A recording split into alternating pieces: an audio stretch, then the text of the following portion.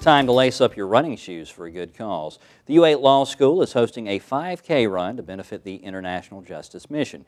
Here to tell us more about the event is Darby Hess from the International Justice Mission. Darby, thanks a bunch for being with us today. Thank you for having us. Absolutely, our pleasure. Let's talk about the IJM. What is it that you guys do?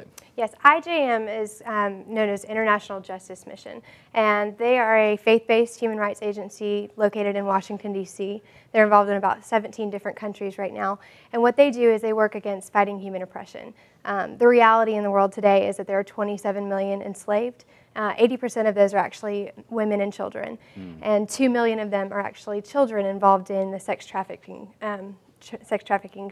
trade. So what International Justice Mission does is they work through the legal side with perpetrator accountability, taking more of a therapeutic side with social work and things like that for the victims and their relief and aftercare programs, and then also looking at communities and saying, how can we transform the structure of this community to where it's not feasible for oppression to take place in the form of child labor, sex trafficking, other types of police brutalities, things like that.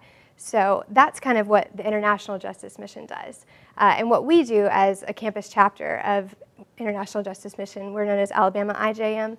We work to raise awareness and raise funding for IJM in headquarters. And we also advocate through prayer and legislative action.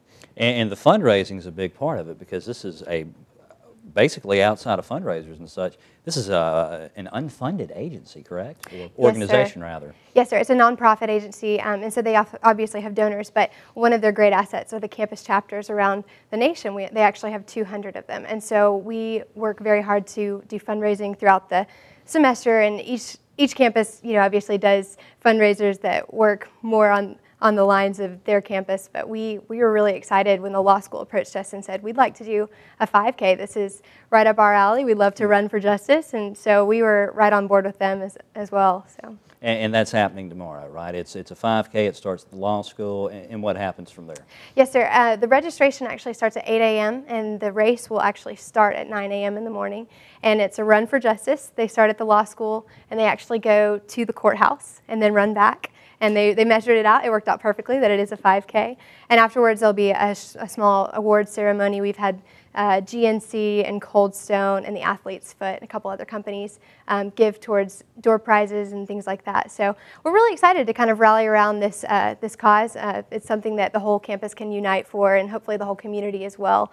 I don't think there's anybody that doesn't want justice in the world. So. Absolutely, absolutely. All right. Well, Darby, thank you so much for being with us today, and best of luck with the event tomorrow. Thank you very much. The race to the courthouse is Saturday, March 3rd. Registration starts at 8 a.m. on the front porch of the law school, and the race starts at 9. For more information, email evelyn.d.mckinney@gmail.com.